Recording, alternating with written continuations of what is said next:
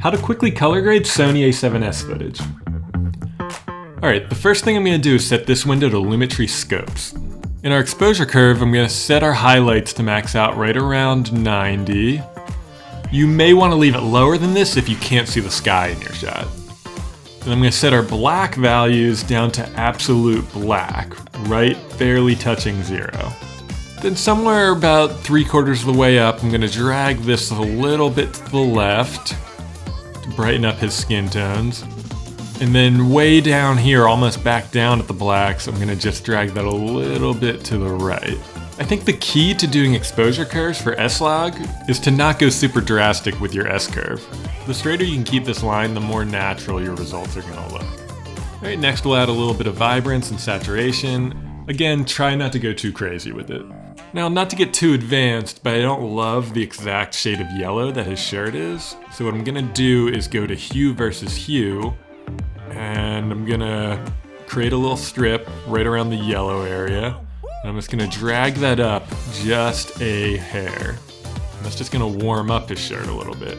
So now it's a little bit more of like a warm yellow, which is more pleasing to look at. And doing that probably also softened the look of the grass and the leaves and stuff in the background too. So now overall the shot has a more consistent, warm vibe to it. So before we go on to our next shot, I'm just going to go up to Effects Controls, and I'm going to right-click on Lumetri Color and copy this.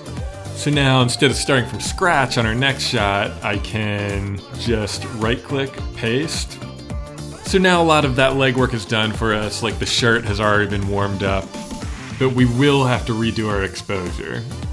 So I'll lift that a little bit, and I'll bring this over so that our black values are just barely touching. Because there's no sky, I actually want my highlights to peak a bit lower, maybe around 80 this time. And I'll sway this over a little bit. Alright, now we're looking at a low light shot here, so I'm just going to start from scratch on this one. And I'm going to bring these highlights down a little bit, and we'll bring the blacks down again until they're just barely touching.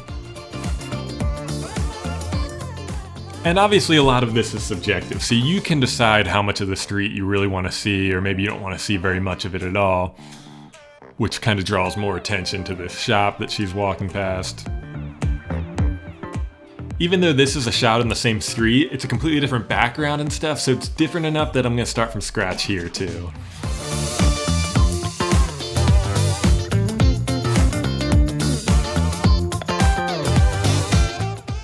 Here her skin actually looks a little bit green to me, so find an area near her skin tone, and that looks a little better. And of course, here's a wedding shot I can show you.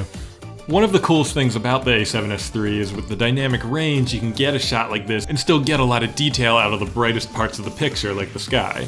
So I want to be careful as I'm bringing up my highlights that I'm not just like fully blowing out the sky and losing all that. And you can see on this shot especially, as soon as I add a little bit of saturation, it really starts to warm up the image. And I'll copy and paste that one onto our next clip because it is literally like the same shot. And you might decide that that's good enough for you, but because this is a little bit of a different shot, I'm probably going to tweak our curve just a little bit. Her eyes are getting a little too dark for me there, so I'm going to bring our blacks back a little bit. And I'll even add a little bit more saturation on this shot. And these flowers look pretty good to me here, but let's say you didn't like that exact shade of green. We'll do a similar thing like we did with the boy's shirt. And we'll pick out green under hue versus hue. And we'll just lift that a little bit, would make it colder. If we went down, it would kind of do the opposite, which is kind of funky looking. And we'll leave that right there, and that looks pretty good to me.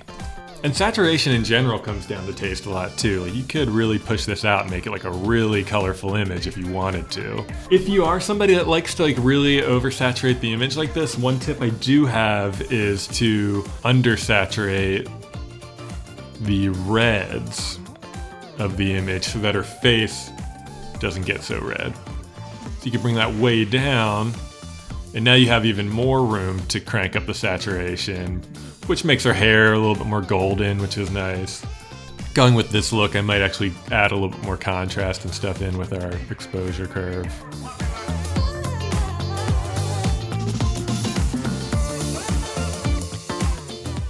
And that's how I get a quick natural color grade out of my footage without using LUTs or anything like that.